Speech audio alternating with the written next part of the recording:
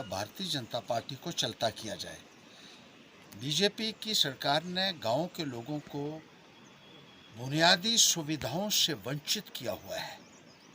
जो मूलभूत सुविधाएं हैं वो भी लोगों को हासिल नहीं हो पा रही हैं। एक्सप्रेस न्यूज़ और मैं हूं इंद्रजीत।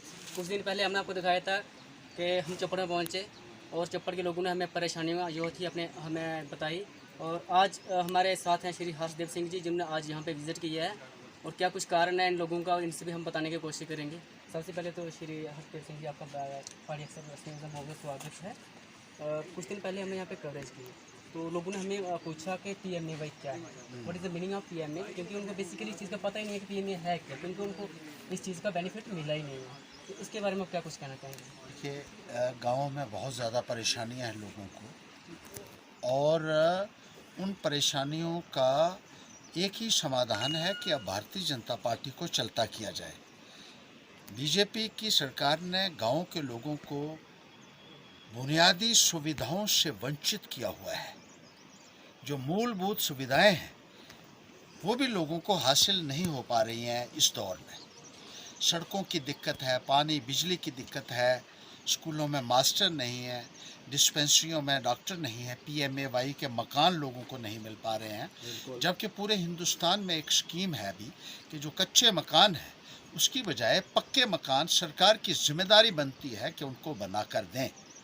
लेकिन यहाँ अगर हम चप्पड़ की बात करें तो यहाँ उस स्कीम से भी लोगों को महरूम रखा हुआ है और लोगों को उस स्कीम का फ़ायदा नहीं मिल पा रहा है, उनके मकान नहीं मिल रहे हैं, उनको उन मकानों के लिए पैसा नहीं मिल पा रहा है। और सड़क ना होने की वजह से लोगों को अनगिनत परेशानी आ रही है। सड़क ना हो तो कोई नहीं आता गांव के अंदर, ना अफसर आता है, ना कोई मुलाजिम आता है, ना कोई लीडर आता है, और लोग वहीं के वहीं रह जाते हैं। सड़क का बनना किसी भी गांव के लिए बहुत लाजमी है। पिछली बारी जब मैं आया था यहाँ तो ये सड़क जो है ये वहाँ बहुत पीछे थी पचौड़ में, तब भी मैंने अधिकारियों को कहा था कि जल्द से जल्द ये सड़क बननी चाहिए। जिस तेज़ी के साथ काम होना चाहिए था वो नहीं हुआ है, और अधिकारियों को हम एक चेतावनी देंगे यहाँ से, चाहे वो उधमपुर में है चाहे वो जम्मू में बड़े अधिकारी बैठे हुए हैं, कि जल्द से जल्द चप्पड़ गांव में सड़क पहुंचनी चाहिए, दोनों तरफ से पहुंचनी चाहिए। चाहे वो पचौड़ की तरफ से हो, चाहे वो लाठी की तरफ बंधौल की तरफ से हो, जल्द से जल्द लोगों को यहाँ एक सड़क की सुविधा मिलनी चाहिए। पिछले दिनों जब मैं आया तो यहाँ राशन की भी बहुत दिक्कत थी, तो एक स्टोर मैंने यहाँ खुलवाया राशन का। मैं देखता था कि यहाँ के बुज़ुर्ग, यहाँ की माताएं बहनें अपने कंधों के ऊपर 30-30 किलो का वज़न उठाकर आ रही हैं, तो बहुत दुख होता था। मैंने गवर्नर महोदय से इस संदर्भ में बात की और एक स्टोर यहाँ जो है वो खुलवाया है। अभी भी ये जो है कुछ सड़क की वजह से दिक्कतें यहाँ के लोगों को जो आ रही हैं, मैं ये उम्मीद रखता हूँ कि जल्द से जल्द इसके ऊपर कार्रवाई होगी और ये सुविधा लोगों को जल्द से जल्द मुहैया होगी। इसी तरीके से जो डिस्पेंसरी की समस्या है इनकी, कि वहाँ कोई भी स्टाफ का मेंबर नहीं है इस वक्त, ना कोई इनकी जो है दवाई देने के लिए है, ना कोई इंजेक्शन लगाने के लिए है। तो यहाँ के लोगों के भी वही अधिकार हैं जो बड़े बड़े शाहूकारों के हैं। हमारे गांव के लोगों को आपने बुनियादी सुविधाओं से वंचित क्यों रखा हुआ है, ये एक मेरा बहुत बड़ा प्रश्न है इस सरकार से। और आने वाले वक्त में हम ये कोशिश करेंगे कि यहाँ जितनी भी परेशानियां हैं, यहाँ जो दिक्कतें हैं लोगों की, वो हल हों। स्कूलों में मास्टर होने चाहिए। सरकार ने पढ़े लिखे बच्चों को घर पे बिठा कर रखा हुआ है।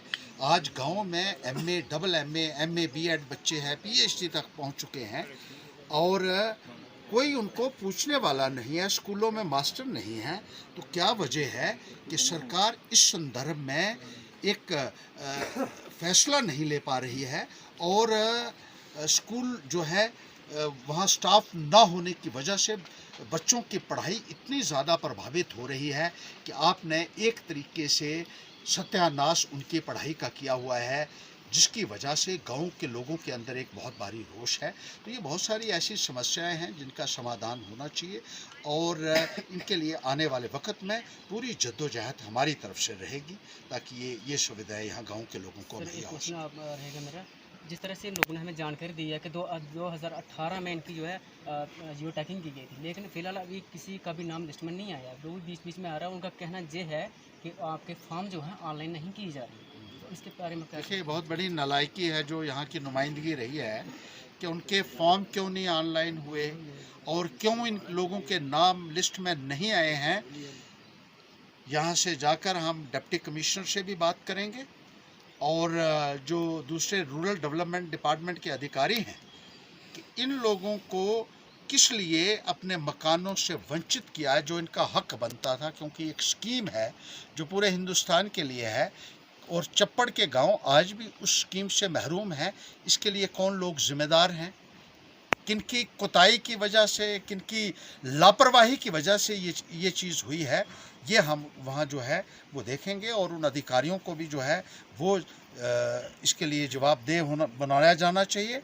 और जिन लोगों की एक जिम्मेदारी बनती थी कि यहाँ इन लोगों के नाम आए, हम ये मानते हैं कि उनको भी जो है वो पब्लिक को जवाब देना होगा आने वाले वक्त में कि उनकी कोताही की वजह से लोग उस सुविधा से महरूम हो गए जो सुविधा उनको मिलनी चाहिए थी। फिर एक लास्ट क्वेश्चन है मेरा आपसे। जिस टाइम आप एजुकेशन मिनिस्टर थे आप, तो आपने एक स्कीम निकाली थी कि SSA सर्विस आप निकाली थी आपने स्कीम। उसमें बहुत सारे लोगों ने स्कूल के लिए जगह दी थी, लैंड ओनर जो थे, और उनको अभी तक उनको कोई बेनिफिट्स वगैरह नहीं मिले हैं। और उसमें ये कहा गया था जो लोग लैंड ओनर हैं उनको एक जॉब दी जाएगी परमानेंट। फिलहाल उसके लिए अभी तक कुछ भी नहीं किया जा रहा। सिर्फ सालों में साल ये क्या करते हैं कि उनकी फाइलें जो सबमिट, वो मसला भी हम उठाएंगे, देखेंगे कि इतनी सरकारें उसके बाद हो गई लेकिन किसी भी सरकार ने इस तरफ कोई भी तवज्जो नहीं दी है। मैं 3 साल रहा मिनिस्टर और 3 सालों में 11,000 के करीब मैंने स्कूल बनाए रियासत जम्मू कश्मीर में। 35,000 नौजवानों को मैंने भर्ती किया और 20,000 के करीब मैंने कुक भी लगाए। यानी कुल मिलाकर 55,000 से ज़्यादा लोगों को मैंने 3 साल में रोज़गार दिया। लेकिन उसके बाद जितनी भी सरकारें आई हैं, या तो स्कूल बंद करते गए वो, या फिर स्कूलों में जो है यहाँ से गांव से टीचर्स को उठाकर शहरों में अटैच करते रहे और लोगों की कोई भी सुनवाई नहीं हुई। चाहे वो जगह जिन्होंने दी थी उनकी सुनवाई नहीं हुई, जो कुक लगे हुए थे उनका भी वेतन में वृद्धि होनी चाहिए थी वो नहीं हुई। तो ये ऐसे मसले हैं जिसका लोग देख रहे हैं कि उनकी सुनने वाला ही कोई नहीं रहा। तो आज हम यही कहेंगे कि आने वाले वक्त में ऐसा फैसला कीजिए ताकि आपकी सुनवाई हो सके, गांव के लोगों की सुनवाई हो सके और गांव को ठीक नुमाइंदगी मिल सके। तो ये थे हमारे साथ श्री हर्षदेव सिंह जी, और जो कि जितनी भी यहाँ के चप्पड़ के लोग हैं उनके ऊपर इनकी बहुत ज़्यादा उम्मीदें हैं, और उनका कहना है कि उनकी उम्मीदों को है बहुत जल्द पूरा किया जाएगा। देखते रहिए पहाड़ी एक्सप्रेस न्यूज़। धन्यवाद।